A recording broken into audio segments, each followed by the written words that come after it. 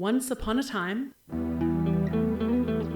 Welcome to Australian Book Lovers, your destination for imagination.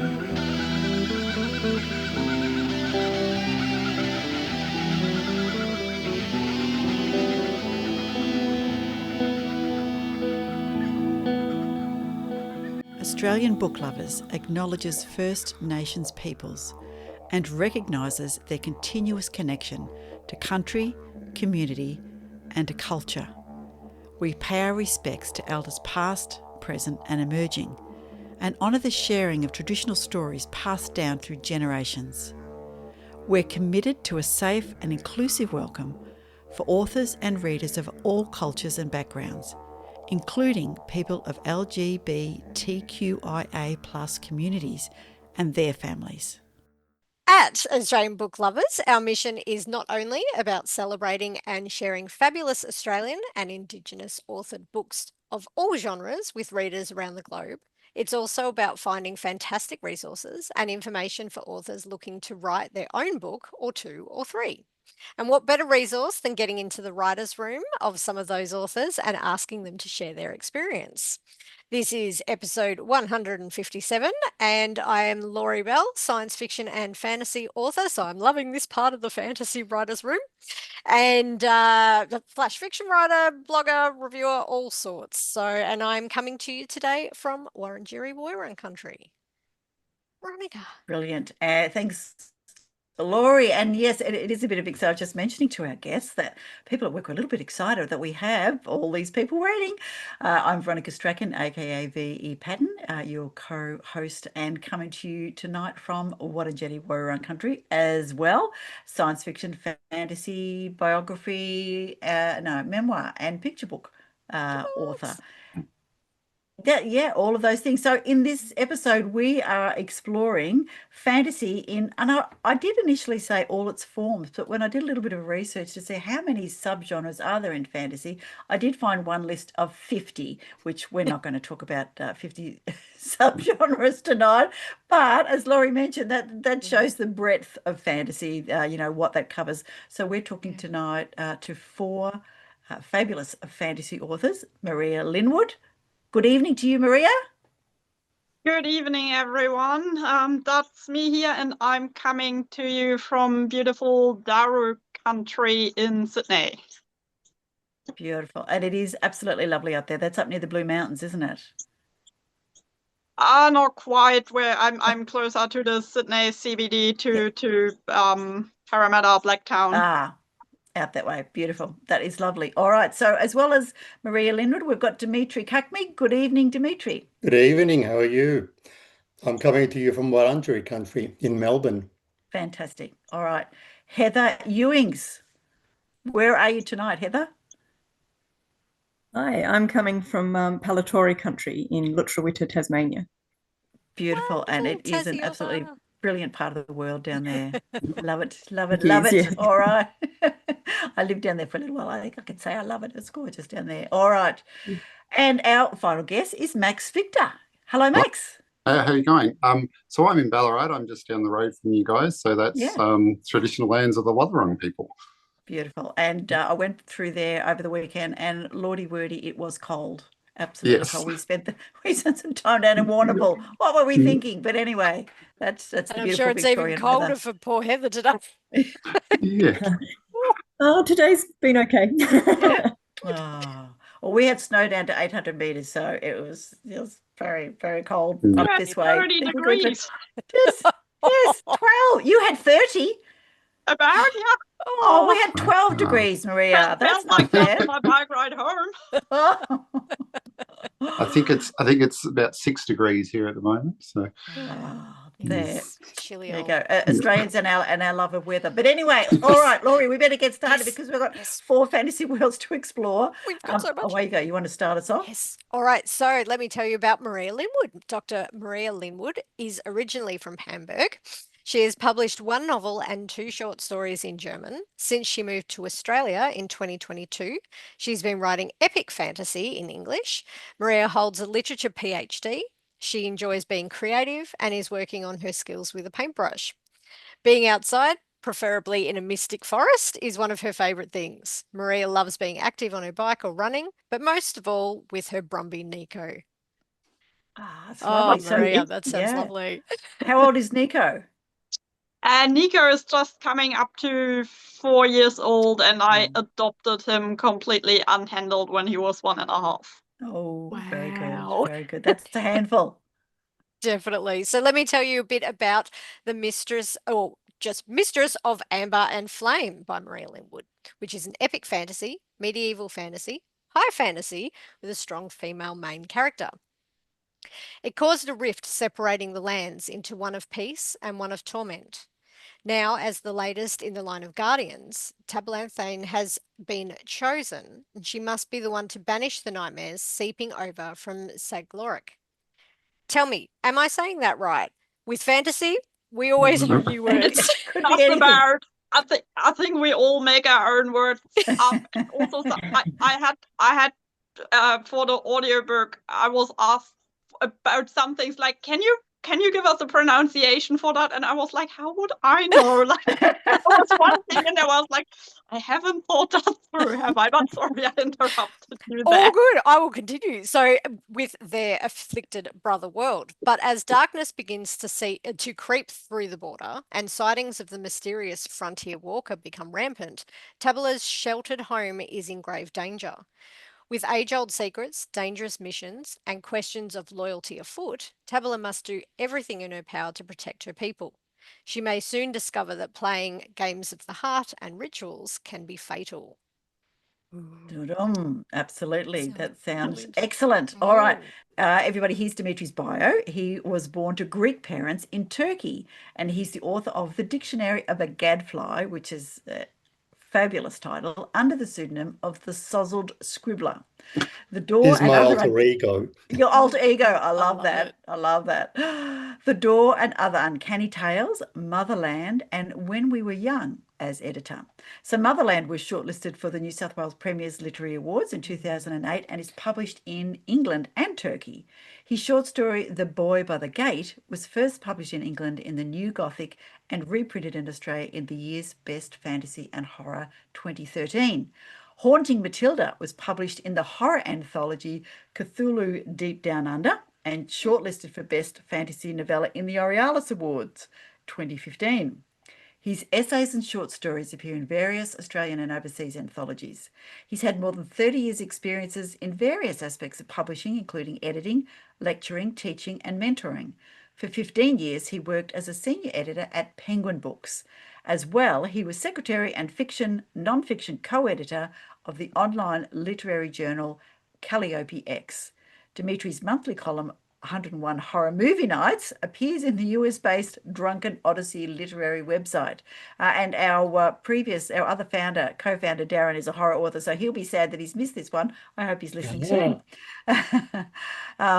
Dmetri is a highly respected writer in the literary and speculative fiction fields. His Gothic novel, The Woman in the Well, has been described by one editor as an astonishing mix of literary horror and folklore. Dmetri is currently working on the psychological crime novel, The Perfect Room. And, as he mentioned, he lives in Melbourne. So he made a good choice. All right. The blurb for The Woman in the Well, which is dark fantasy, horror, folklore, myth, Gothic, with Indigenous themes and LGBTQIA+ themes. Here we go. When 28-year-old Afghan Aboriginal woman Magnolia Din Olden reluctantly accepts a job driving 7 Muslim boys from her hometown of Alice Springs to Maree in South Australia, little does she know what lies ahead, including the surprise passenger who'll be riding shotgun with her through the desert, her long-lost teenage love. Magnolia recoils, bitter with anger and disbelief at seeing Dominique.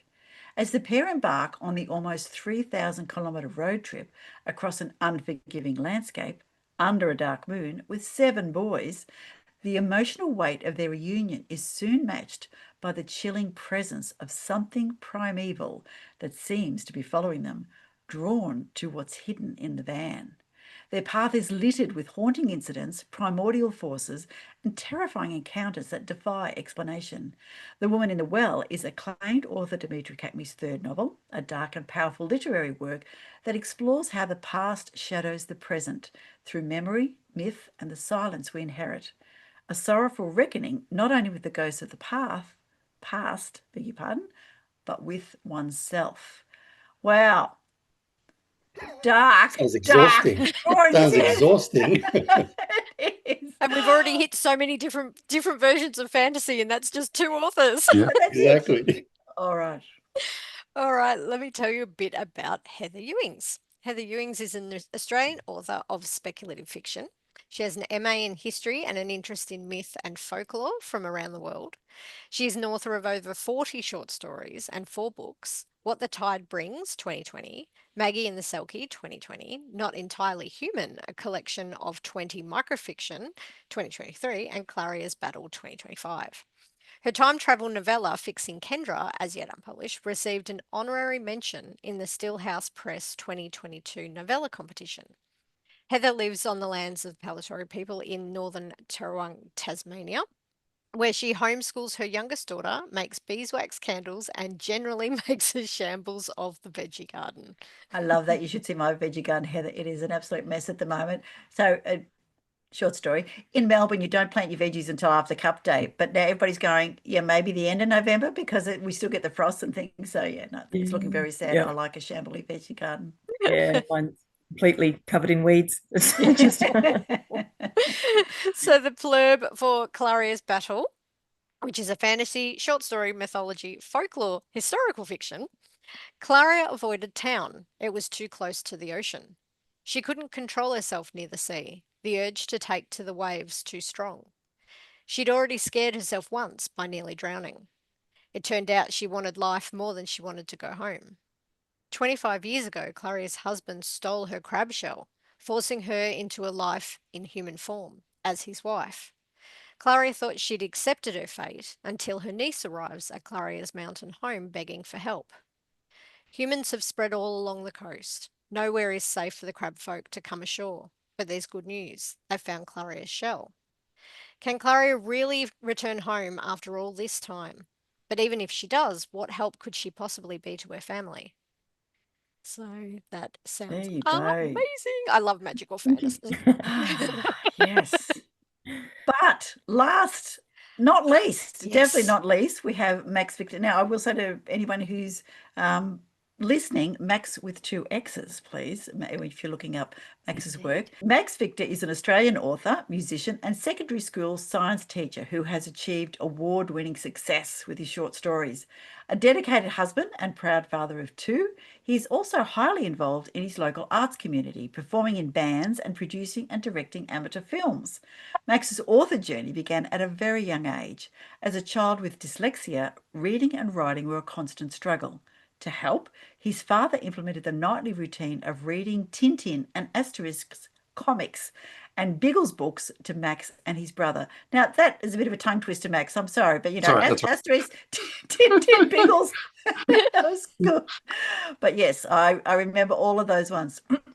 Installing a lifelong passion for reading, Max's mother also encouraged him to write stories, some of which he's kept to this day.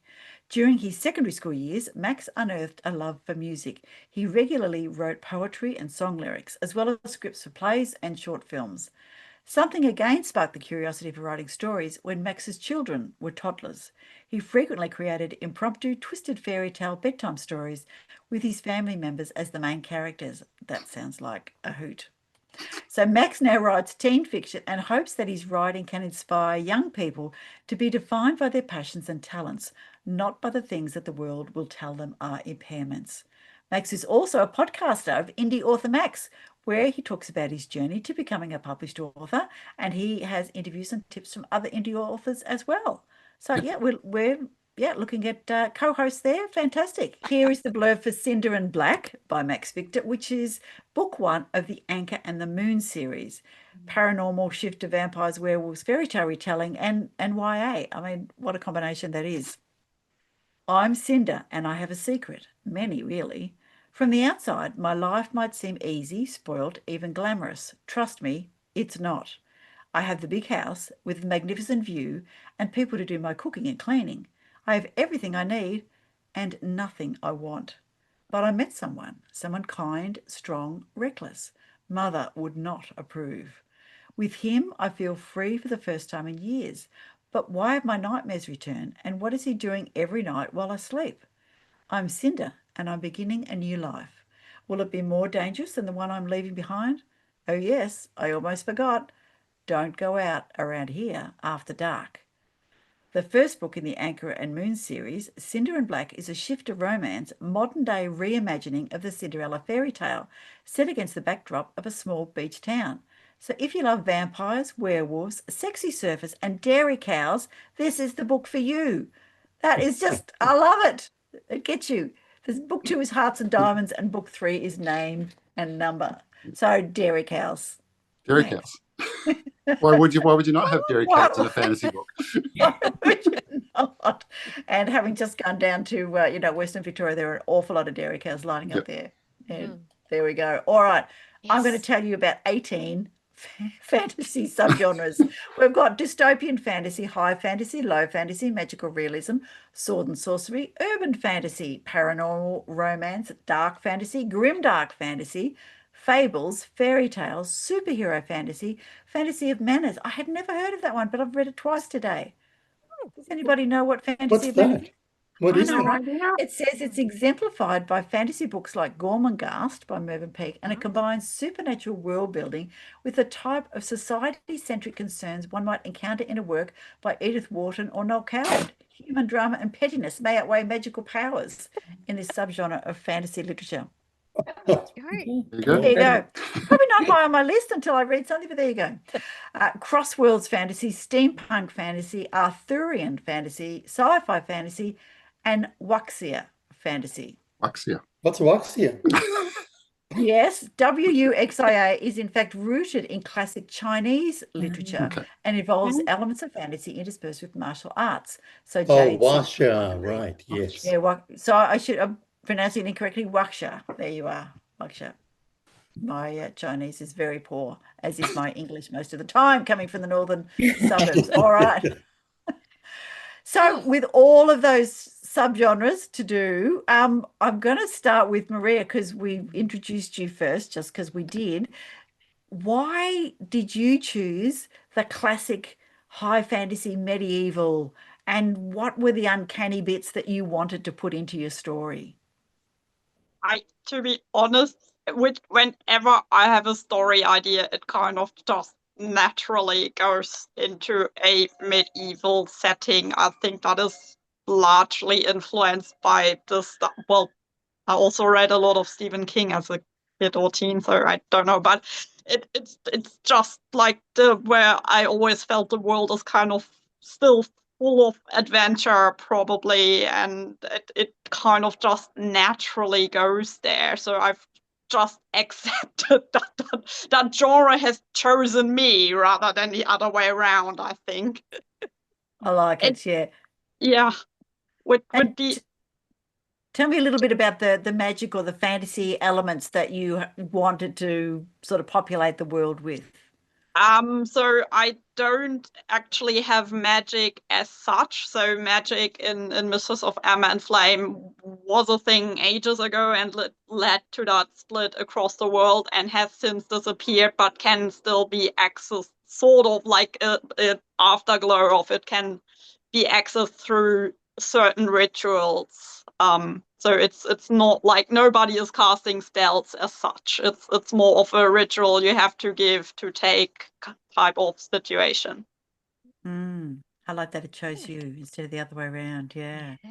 So Dmetri, without spoilers, because I know that will be an important part of your story, without spoilers, what made your setting and the uncanny element? Because it starts off reading like a kind of a road trip, romance reunited, and then wait, no, that's not right. Well, look, I've got to say first off, I don't actually consider myself a fantasy writer at the risk of starting a revolution. All right, you're out. We'll just don't kick me out. But I think I'm with Maria here. I think the genre chooses you. You don't choose it. And this story really came about several years ago when I visited Central Australia and fell in love with the Central Australian desert. just, the sense of color and the light, and the mixture of cultures, particularly indigenous cultures out there, really, really inspired me and made me see Australia in a whole new light. So I came back to Melbourne after that trip, and I was just determined to write a book or write a story set in that landscape. And I remembered when I was in Central Australia, I met two Indigenous brothers in Alice Springs, actually. They were mechanics. And we started talking one day, and they were Afghan Aboriginal guys. So they had Afghan ancestry. And one of the brothers was a Muslim guy, and the other one was a Christian guy. And Magnolia is Afghan Aboriginal herself. So I took inspiration from the landscape and from these two guys that I met. And I guess the other element that really plays a very strong part in this book is my love of the Arabian Nights stories, as well as Ovid's Metamorphosis, which is a retelling of Greek mythology. So I combined all of those elements and brought them to Australia and combined Indigenous folklore into that as well. So it's a varied, multi-layered sort of book that doesn't really fit any particular genre as far as I'm concerned. Yeah. Yeah, absolutely. What a great mashup. And I've read a number of stories, in the efforts to educate myself more about our First Nations people, and the Afghanis, the Cameliers, contributed a lot to that kind of early, colonization, I guess, and as well as the Chinese people as well. Indeed. And a lot of Aboriginal people do carry those threads of different cultures as well. Yeah, amazing. Indeed, and it's such a little known history. Most Australians really don't know about the Afghan Cameliers. No. And when I was doing my research, but also because I grew up in Turkey, it's a Muslim culture, so there are connections with Afghanistan. I actually saw a lot of similarities in their folklore and mythology with Indigenous people. So I just sort of mashed all of that together. And then added a little bit of horror. All right, yeah, beautiful. Well, horror comes naturally to me. I do consider myself a horror writer. So yeah, all good. All right, Heather, the uncanny elements and a bit of historical in there, and obviously some folklore as well. So, where did those choices come from? I'm a bit like Dmetri and Maria. I think I didn't choose them. I think the story just came to me. But it was actually written for a submission call, looking for stories, speculative fiction based on the zodiac signs. Right, yes. Yeah, I happen to be a Cancerian, so I figured I'd write something about Cancer the crab. And I'd just finished writing, or well, not writing, but I hadn't long published my first two books, which both have about selkies. So I think that sort of story was still very much stuck in my head. I've basically ended up with a selkie story, but instead of seals, they're crab folk. So fantastic. Yeah. But you set them back a little bit, so a little bit of historical stuff, so that just part and parcel of how it all came together, the puzzle. I did a bit of research into the Cancer star sign, and that's where the name Klaria comes from. I can't remember exactly now, but I think that might be Greek, or I can't remember now. But so that sort of, I went searching for a name, and then I had a name, and then the story just sort of flowed from there. But I do tend to write in that sort of time setting. My selkie books are both roughly around. I mean, it's not, there's not a particular, I don't think you could pinpoint a time or a place, but they're sort of, in my head, I envision mid-1800s, early 1800s, possibly England or Scotland or somewhere around there. When life was simpler, and you can leave out the technology and all of those bits and pieces. Yeah, that's right. Writing technology is hard in fantasy. Yes. Mhm. Uh-huh. Mobile telephones. Oh. Oi. Max, tell us a little bit about Cinder and Black and the inspiration for the whole Anchor and Moon series. Yeah, so I spent a lot of time writing during my holidays. I get as I'm a secondary school teacher, so most of my time is writing over the Easter break or over the Christmas break. And at Easter time, my family always end up in the Grampians National Ranges. And summertime is beach time, so those sort of two places really have been combined into this little fantasy town, which I call Heathcote, which I picture being a lot like if you moved those mountains to the Great Ocean Road here in Victoria, and you sort of sandwich those together. Yep. But there's I don't know whether people know about this, but in the Grampians there's this sort of urban myth, I guess, of that after World War II, American soldiers left their mascot panther just roaming in the bush, when people see this panther, these wild panthers. And so I started forming these ideas, of what if those panthers were actually some sort of supernatural creature, and how would that play out if people knew some of the people knew the secrets of what that creature was, but it was actually something more than just a wild animal. It was maybe it was some kind of shifter. So that's sort of where my ideas started forming for my series. Yeah, fantastic. And the fairy tale retelling, though, so because you've taken a little one, So why that element?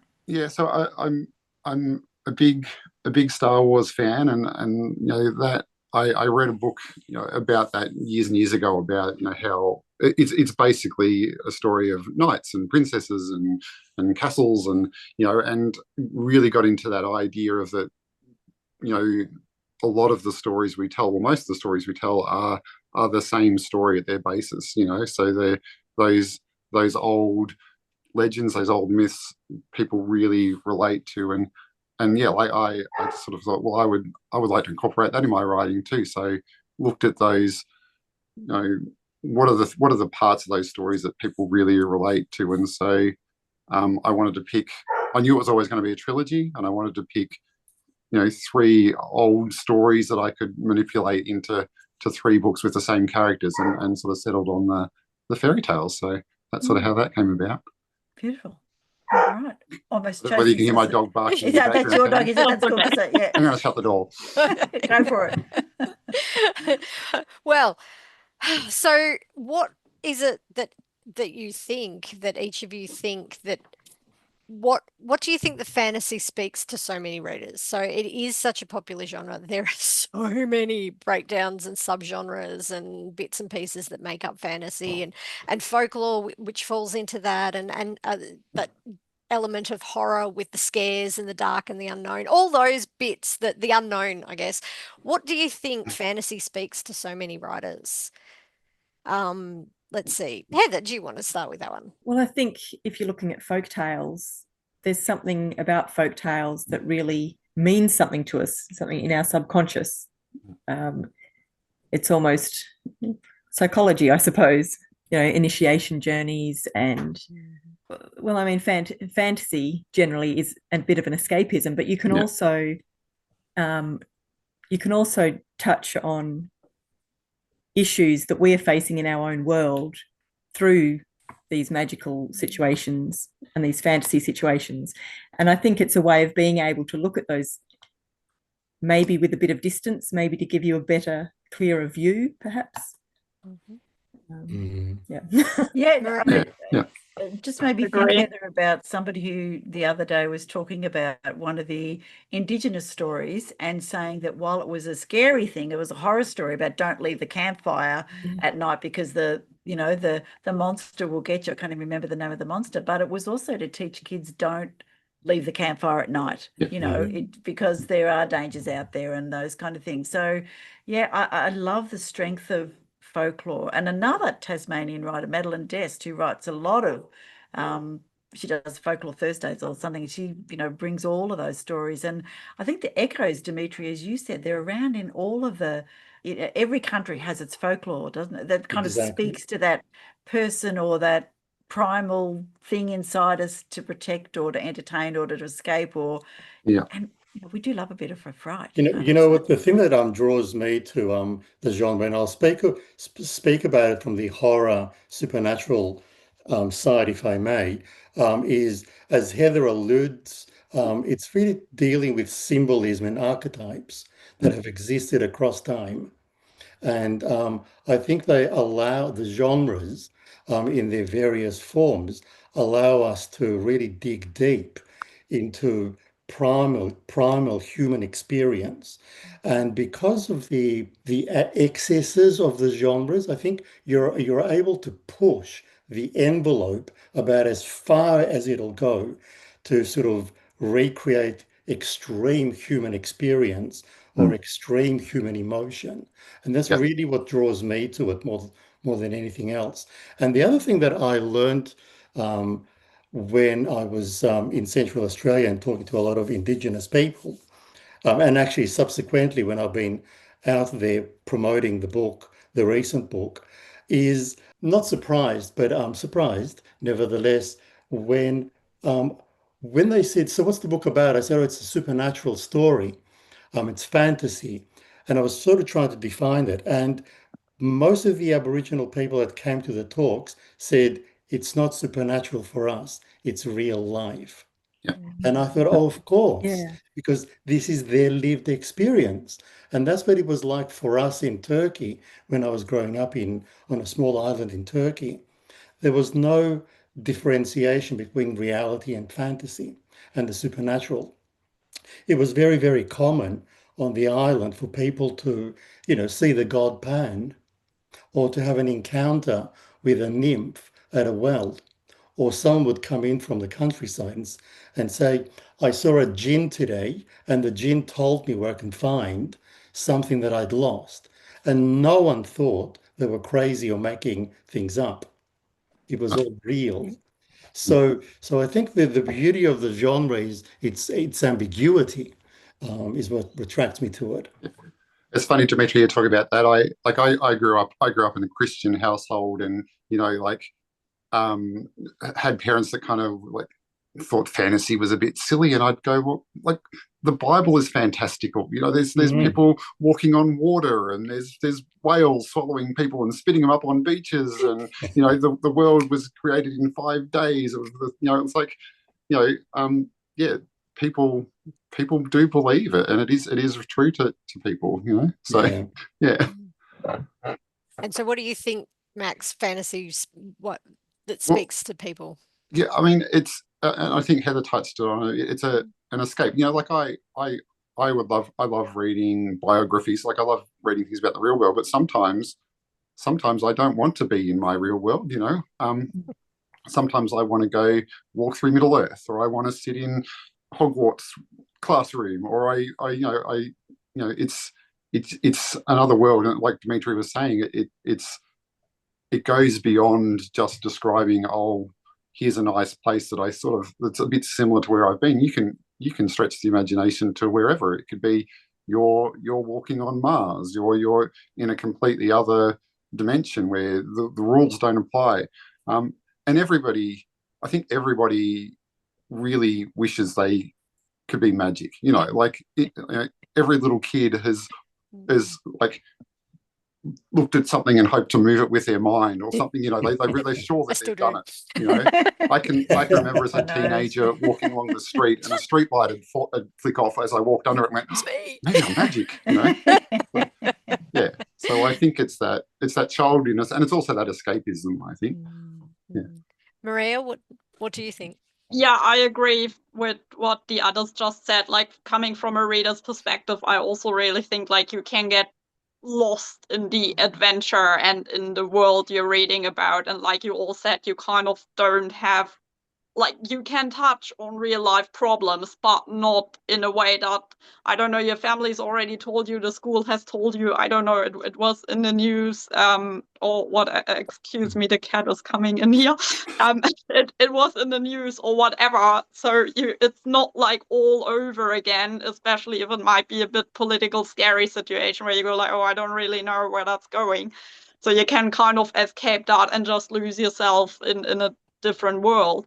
And then from the writer's perspective, I just love how much freedom fantasy gives me, because I always fall back, like I said, on medieval world settings.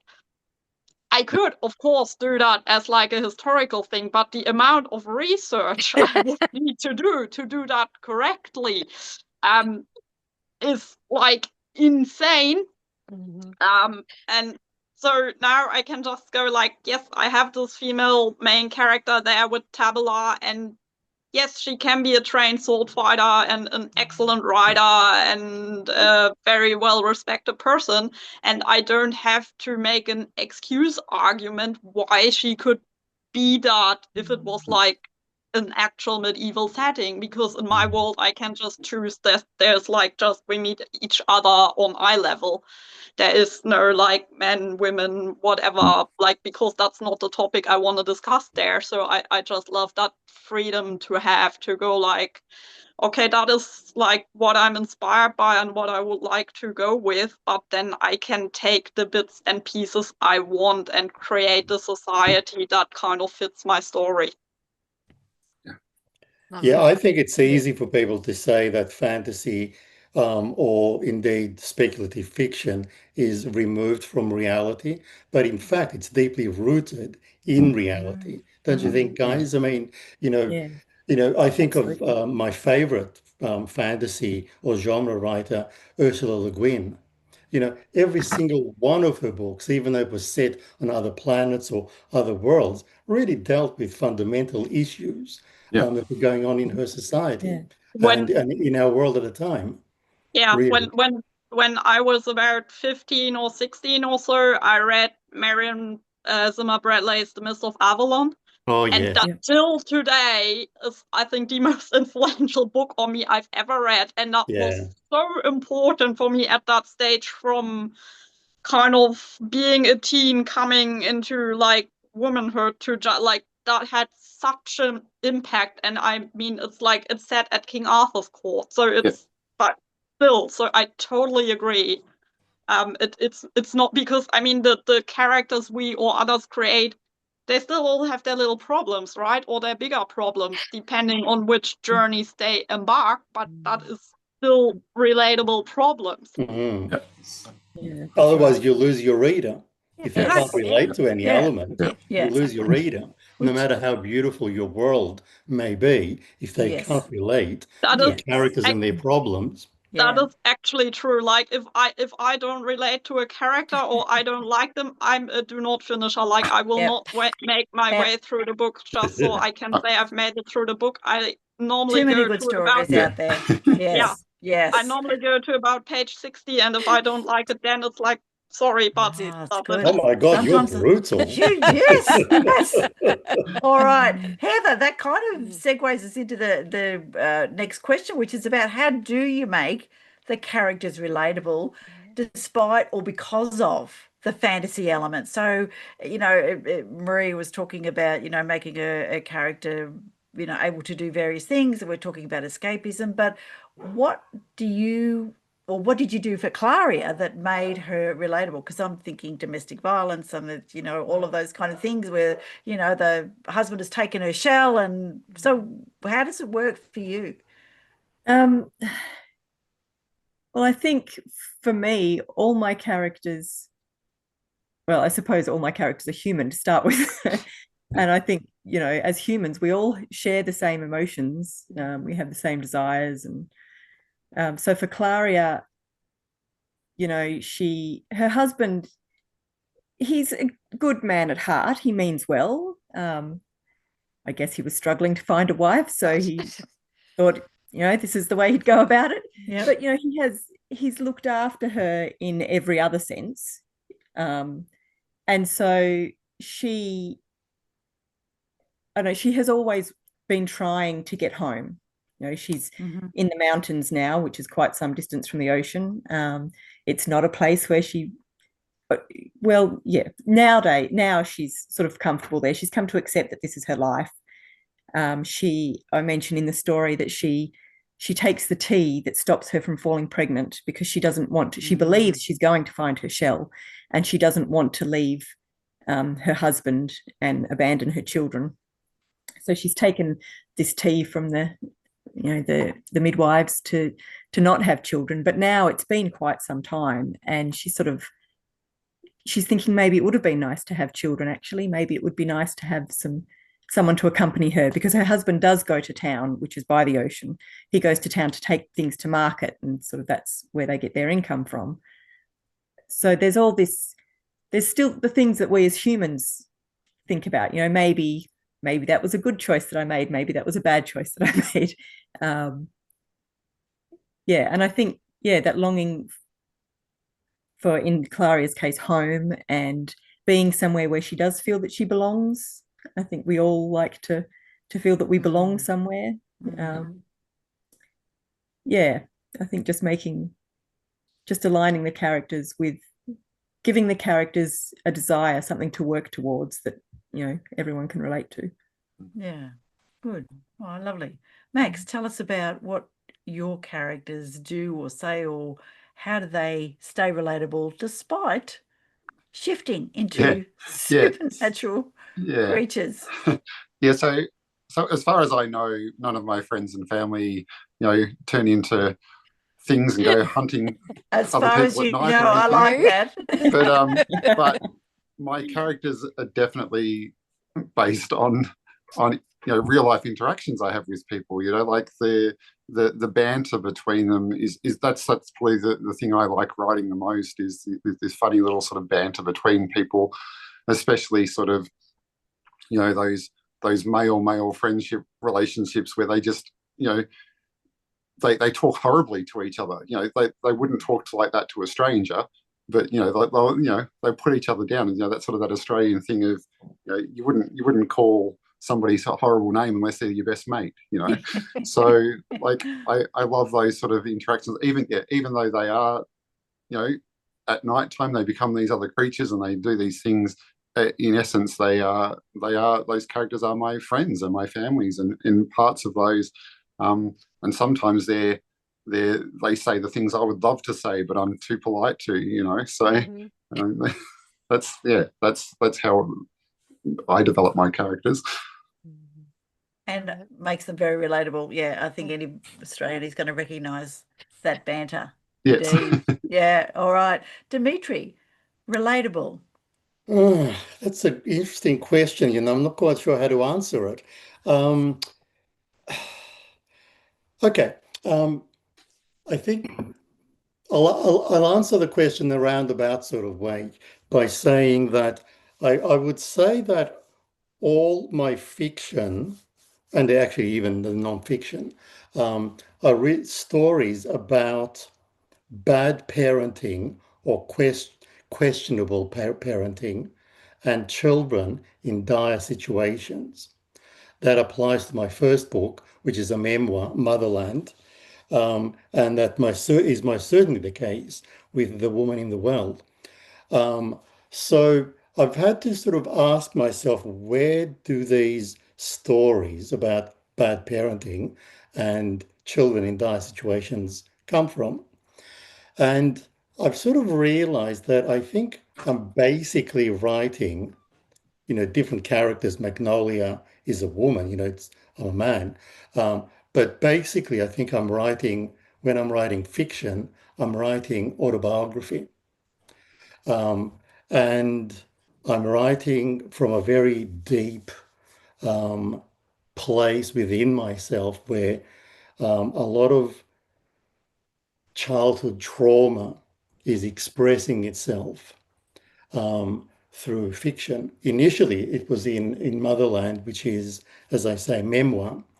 But if you read that and then read all my fiction after it, I'm really just developing or riffing on themes that I've established in that first book. So in fact, fiction feeds into non-fiction, and non-fiction feeds into fiction. So they're really in dialogue with one another. So I'm not sure that I really ever sit down and write and think, how am I going to make this character relatable? Magnolia is a very unpleasant character. I like her a lot. I think she's an amazing, resilient human being, but she's not easy to get on with.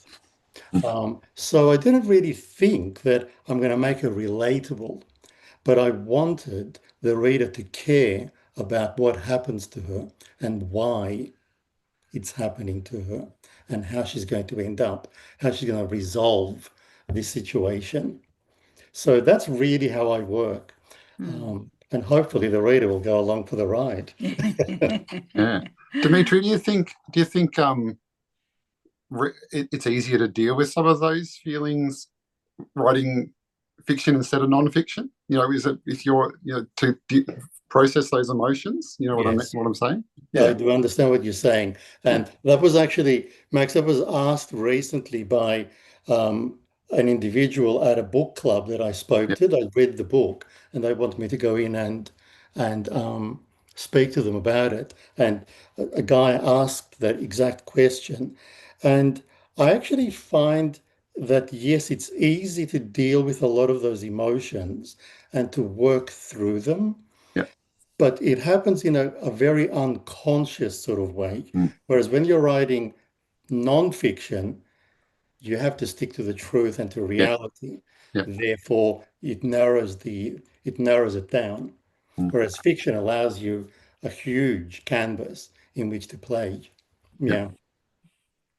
It's interesting. All right, Maria, tell us, because high fantasy is such a different world from, Melbourne or the outskirts of Parramatta. So how do you make your characters relatable?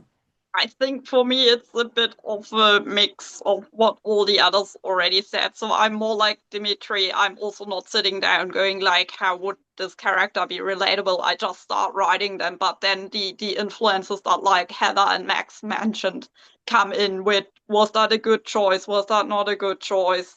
There's a bit of somebody I like in here. There's certainly somebody of or a bit of somebody who I don't like in the not so likable characters. And then it's a bit of that struggle with like Tabula ends up kind of breaking with her people, like she's kind of torn between duty and something else and the adventure that's calling, and she kind of breaks with her people and then ends up in that other world that is where she basically is seen as the enemy. And it's a bit of, well, was that a smart choice now? But I made it. And then also that what I always would like to be able to say is like, I'm so fed up with you all telling me what to do. I just decided we do it like this now. So I think there's just a lot of different personal experiences and influences, and influences from friends and family coming into those stories and in those characters and in why they do what they do and how they do it, that it hopefully ends up with a like relatable and rather like complete character. Beautiful. All right, so something a little bit different. So if you could be transported to your favorite fantasy world, where would you be going? Middle Earth. Yeah, Maria, I wondered if you were going to say that. Why? I don't know. It's just such a complex world. And I think my secret childhood dream probably is to be a horseman or horsewoman in my case, and Rohan and ride along on horses all day. Well, with your Brumby, of course. That was a given. My Brumby is like he's tiny, so I could go under the other horses, like you wouldn't see me coming. But so it'd be better for a hobbit then. Perhaps you should go in as a hobbit. Actually, yes, he would be perfect as Bill the pony. Actually, they've got quite similar attitude.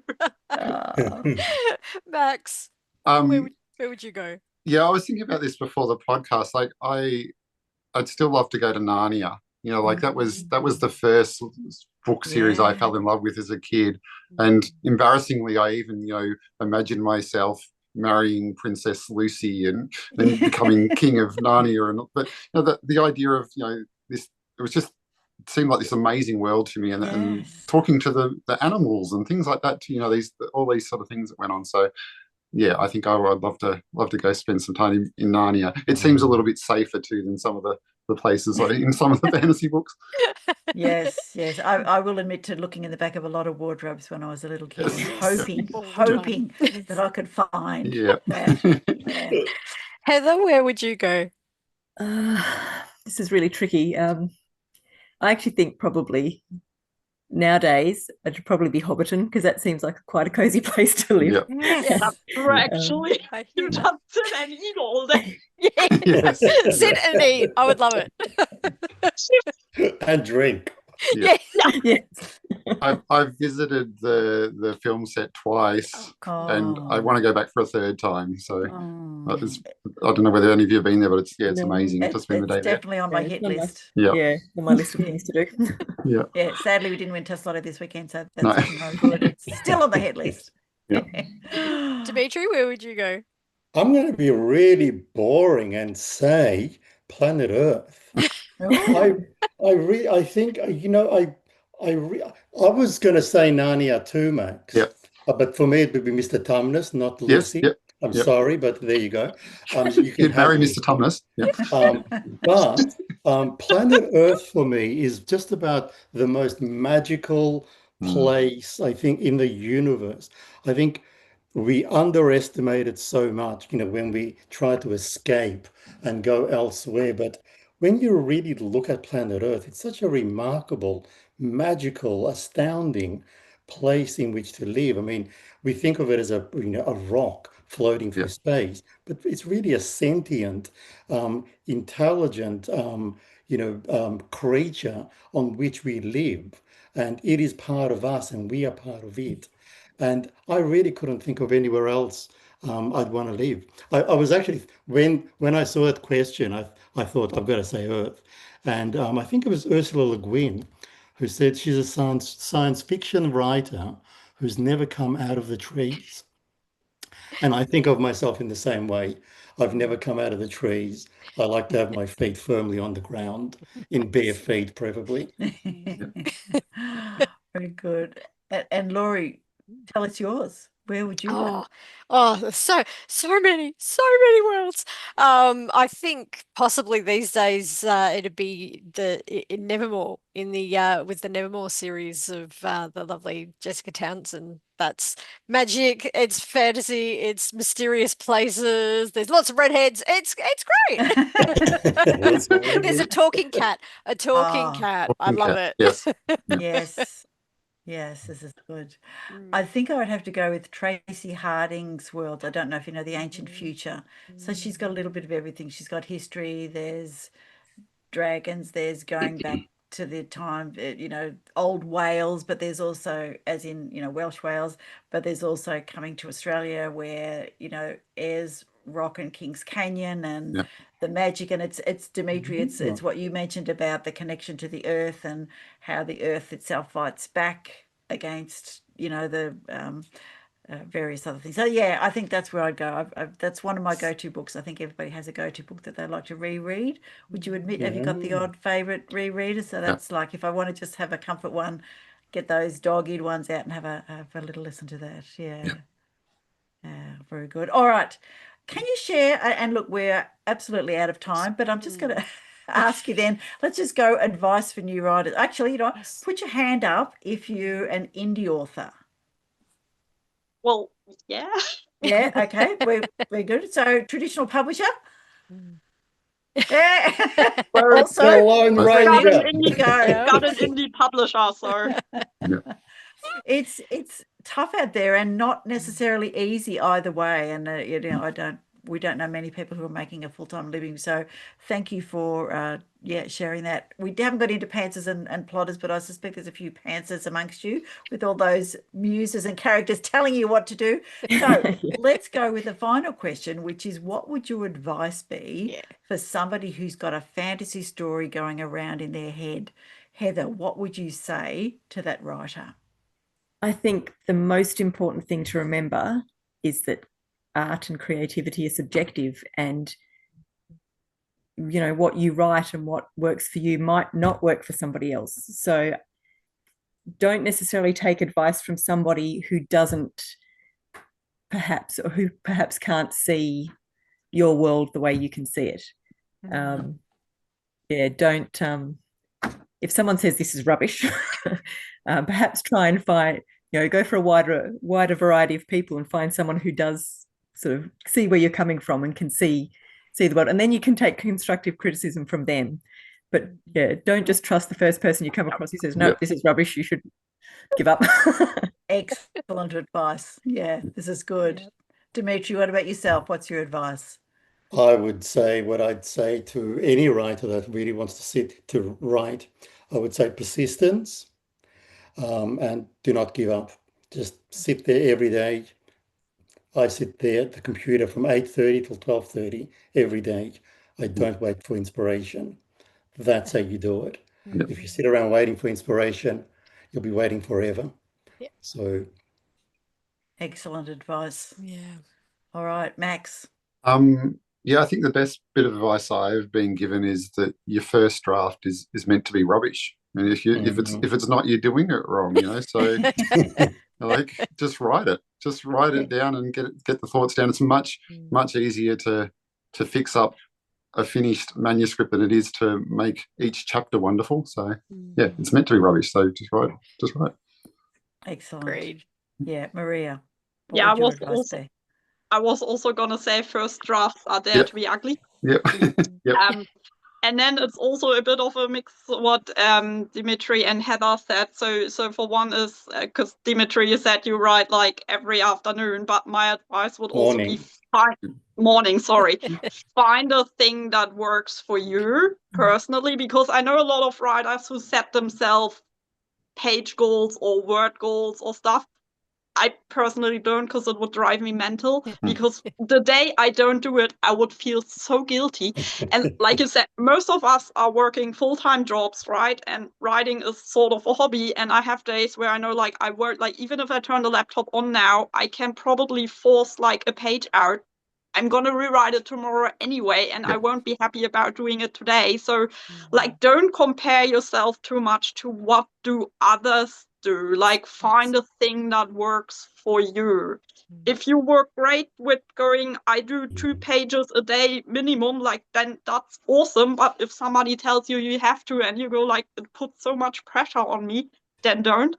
And also with what Heather said, like, find really somebody you trust to give you constructive feedback, because like Heather, like you said, you don't want somebody to tell you this is all rubbish. I had that once done to me. I nearly quit writing altogether at that stage. And when we say once, we are talking about 2020. But also don't go to your friend who will tell you, yes, this is all brilliant. Like, try to find somebody in who can actually give you that criticism, that because I don't know about you guys, like, but I personally, if I get constructive feedback, I just love it, because I go like, oh yeah, now I totally see. Sometimes I don't agree with it at first, like it takes me like 2-3 days, ideally with running or bike riding, to actually process it in my mind and then go, oh no, they might actually have a point, even though I was like, no, this is absolutely not happening. Absolutely like, understand. Take that in, and because then I personally love it to go like, I can see now what you mean, and let's make this better. But yeah, really to find that person where you go, I trust them. They will be kind of gentle in the way they give their feedback, but they will also give me useful feedback. Yeah, nicely put. Fantastic. Yeah. Can we sneak in your next project? What do you think, Laurie? Yeah. Really quickly, Max, what's the next book on the line for you? Without, if you can Without share. spoilers. Yep. Yeah. My book's behind me, the trilogy done. Like, those characters, I'm sick of them. There's lots of other stories, for them, but I want to write some cozy mystery. So based in here in Ballarat where I live. So set in the 1990s, a high school teacher is solving crime. So cozy mystery. Awesome. That's great. We will keep an eye I'm out going to for read that. that. Yeah, Dmetri, because you've got a crime story happening next. I think I'm about 54,000 words into a psychological crime novel at the Nice. moment. Yeah. But my publisher, when I told me about it, said, that sounds more like horror to me. So who knows? Reverting to type. Very good. Heather, what's on the cards for you? I'm not entirely sure. I've got a few completed stories that I'm hoping to get published. So one is one's called Fixing Kendra, which is a time travel novella, which is quite a bit different to my other stories. I've also got a historical fiction set in Van Diemen's Land in 1830, which deals with it's a Scottish convict. She's been sentenced to 7 years transportation, but she was raised as the healer of her village in Scotland, where she interacted with the spirits there. And now that she's here in Tasmania, she's aware of the spirits, but she can't communicate with them until she meets an Indigenous woman who teaches her how to live on the land. So that's been quite a long time. Yeah. Oh, thank you. It's been a long time in writing and editing, and it's been through some readers now, and some of the local elders have read it and really liked it. So I'm hoping to get that one out sometime soon. Yeah, brilliant. We'll keep an eye out for that one for sure. Yeah, lovely. Maria, we started with you. Let's finish with you. What's next? So for me, it's two things really. So the first one is Mistress of Emma and Flame is a duology, and part 2 will come out next year. I'm waiting basically any second now for the edits from New Dawn to come back and dive back into that story. But whilst I do that, let me just reach behind me. Yeah. I have also this gentleman here. For those listening, there's a very dark little bobblehead with horns. Yeah, it's a little demon type species creature that I've created. So this is Lyran. I want it. Yeah. I just finished basically I'm just polishing up the manuscript on his story, which is the Shadow Flame Ballads, which I intend as a duology. And it's basically he's the main character, and it starts with he's a world famous minstrel in surprise a medieval world setting again. And it starts with him wandering home and being kind of, well, not quite ambushed, but his best friend appears, who has been missing for 2 years, who can't recall anything about those 2 years, and who's also labeled a traitor because when he disappeared, the life source of their entire species went missing with him. Okay. Oh. He's now asking Lyran for help to find out what the heck happened. So those two embark on a journey to try to find Max's memories. So cool. It's all so good. Yeah. So many great ideas. Yes. And we could talk all night, but we can't talk all night because we all have to get up and go to work tomorrow. So this is a unfortunately. good thing. Oh, I'm all books people. Yes, So we don't have to do that anymore. Yeah, that would be lovely. And as I said, Tetslotto or bestsellers not on the cards at the moment. When we finish up, we would love to remind our listeners to read more Aussie books. So if we could ask you on the count of 3 to remember and stay that with us, that would be great. So everybody, thanks for coming, and please remember to read more Aussie books. Excellent. Yes. Buy one, borrow one, tell a friend about one. That would be lovely. So thank you very much, everybody. So good night to Maria Linwood, to Heather Ewings, to Dmetri Kakmi, to Maxx Victor, and of course to my excellent co-host, Laurie Bell. Thank you for fantasy and all those worlds. Thanks, Bye for guys. now, everyone. Thanks for having us. Let's meet again when magic happens.